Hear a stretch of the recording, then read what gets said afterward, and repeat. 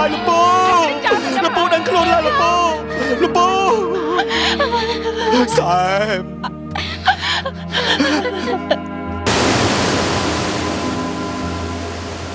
ពុកអើយ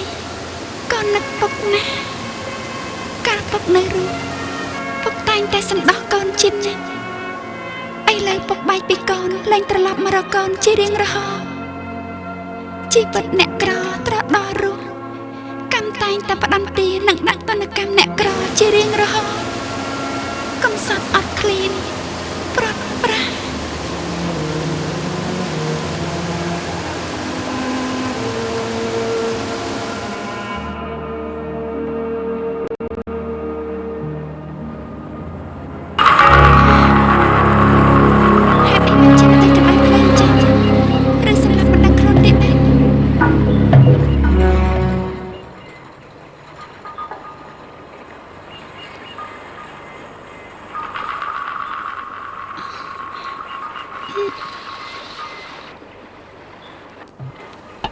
គេកាត់អីចេះ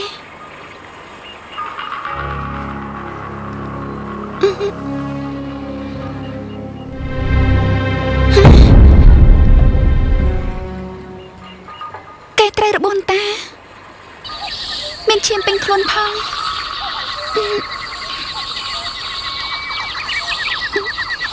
កាត់យ៉ាងម៉េចចេះ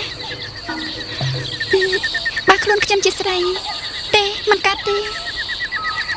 ខ្ញុំលើកគេមិនរួចទេត្រូវតែទៅតាមពូពូនៅភូមិឲ្យមកជួយយកគេទៅខ្ទមទៅបាន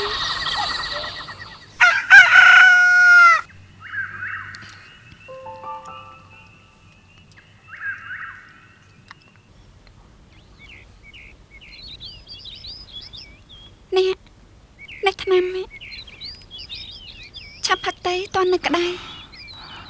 តែតិចវាពិបាកផឹកបន្តិចហើយ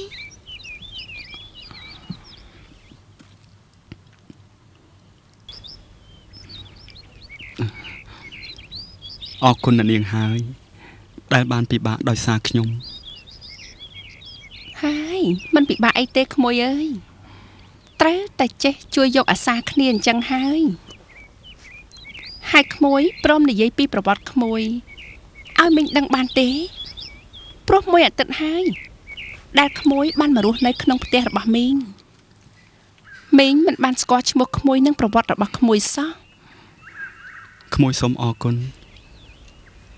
នៅសន្តានចិត្តដ៏ល្អរបស់មីងហើយនិងអ្នកនាងដែលបានជួយសង្គ្រោះជីវិតរបស់ខ្ញុំក្មួយឈ្មោះវិបុលមានស្រុកកំណើតនៅឆ្ងាយណាស់ដោយរលឹកបងពេកក៏ធ្វើដំណើរមកលេង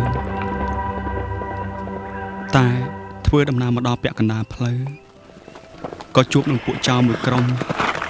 ឈើឈប់ស្ទះទៅជាប់អីកុំមករត់សោះតែណែចុកនេះអើយតែមកយើងចម្រៃអញស្លាប់ទៅណែអើខ្សែកមកយើងមកបាទដល់យើងចាប់ពីពេលនោះខ្ញុំក៏សន្លប់លែងដឹងខ្លួនតែម្ដងទៅចាត់ទុកថាជាសំណាងល្អរបស់ក្មួយហើយដែលក្មួយបានជួបនឹងកូនលះតែណាហើយក្មួយកុំគិតខ្លាចចិត្តខ្លាចថ្លើមមីងអីមីងមិនតន់ឲ្យក្មួយទៅផ្ទះវិញទេចាំជាស្រួលបួលមានកម្លាំងមានកំហែងសិនចាំទៅណាក្មួយម៉ែពិសាទឹកបងវិបុលពិសាទឹកអរគុណច្រើនខ្ញុំខាងមកផ្ទះតែមុន10ថ្ងៃសោះមានមនុស្សចំណូលថ្មីមកពីណាមើលទៅដូចជាមិនមែននៅក្នុងភូមិនេះទេអេក្មួយបងមកចូលមកហេបាត់ប្រហែលថ្ងៃមិនឃើញមកលេងមីងសោះមកបងបានអីផ្ញើខ្ញុំគឺបងបានត្រេបផ្ញើប្អូនណាតើបងមក